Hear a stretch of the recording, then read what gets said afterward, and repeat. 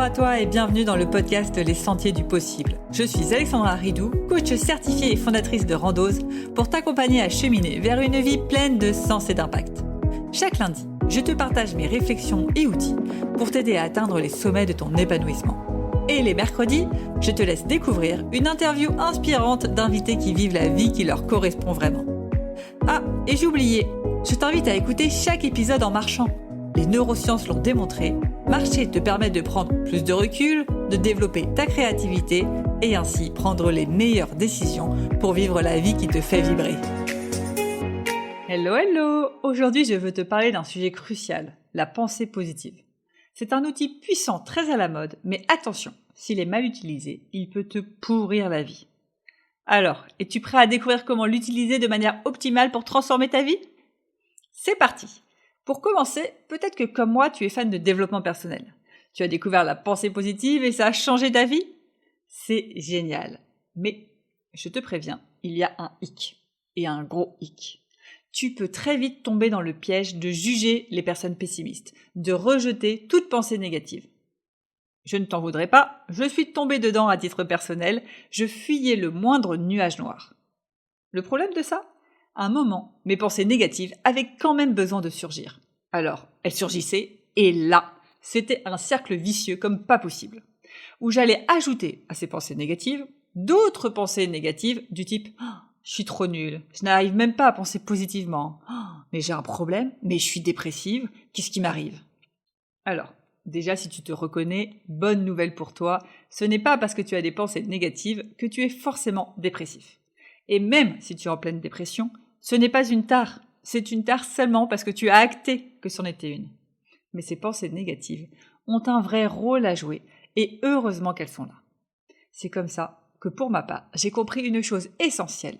La pensée positive, c'est super, mais seulement si elle est bien utilisée. Alors, la première prise de conscience que j'aimerais que tu aies aujourd'hui, c'est impossible d'avoir une vie 100% positive. Sérieusement, c'est un fantasme.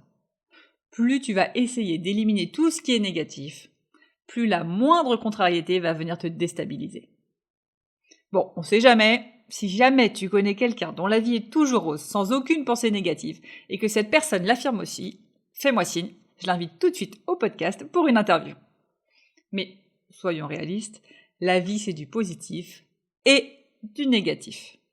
Le bonheur, d'ailleurs, vient souvent après des moments difficiles. Allez, souviens-toi. Souviens-toi de cette satisfaction d'une bonne note après des heures de révision. Ou bien, si tu es maman, de la joie immense à la naissance d'un enfant après 9 mois de grossesse et un accouchement douloureux. Tu le vois bien, ces satisfactions sont arrivées parce qu'avant tu as fait des efforts, avant tu as surmonté des défis. Le bonheur est souvent lié aux efforts et aux défis que tu surmontes. Alors, pour bien utiliser la pensée positive, il faut d'abord accepter le négatif. Oui, j'ai bien dit accepter, pas le rejeter. C'est là l'erreur que font la majorité des personnes dans la pensée positive. La pensée positive ne doit pas servir à réprimer tes pensées négatives. Quand tu te dis « il faut que je sois positif, je dois penser positif, positif », tu te crées une pression énorme. Et cette pression, elle te fait quoi ? Elle fait ressurgir des pensées négatives encore plus fortes. Résultat, tu te sens coupable, tu culpabilises, tu penses que tu es le problème. Mais non. Le problème, c'est quoi ? C'est cette pression que tu te mets sur le fantasme d'une vie où tout serait positif. Alors, comment faire pour bien utiliser la pensée positive ? Première étape, accepte tes pensées négatives. Tu l'as vu, elles sont là pour une raison. Elles peuvent t'indiquer que tu fais des choix qui ne sont pas alignés avec ce qui est vraiment important pour toi.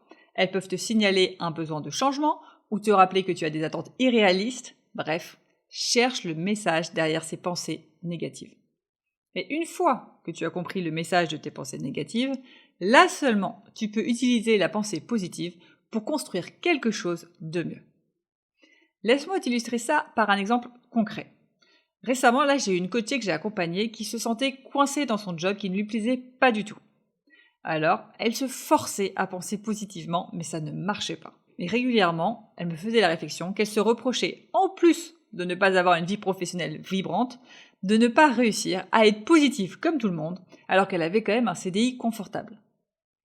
En réalité, ses pensées négatives lui disaient juste qu'elle n'était pas à la bonne place, et que même si elle était en train de chercher un job ailleurs, l'avenir de ce nouveau job n'était pas non plus le plus motivant.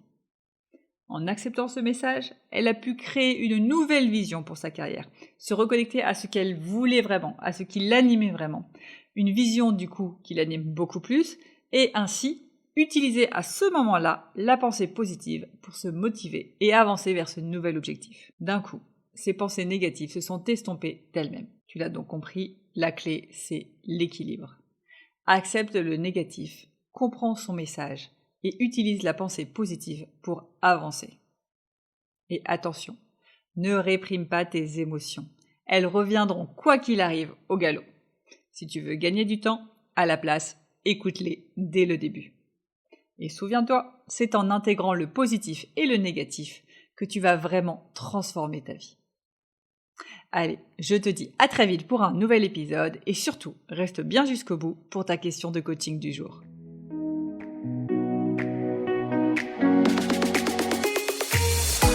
Avant de te plonger dans la question de coaching du jour, pense à rejoindre la plateforme d'exercice en ligne du podcast pour y retrouver les notes d'épisode, les questions de coaching et l'action à réaliser pour cheminer pas à pas vers une vie pleine de sens et d'impact.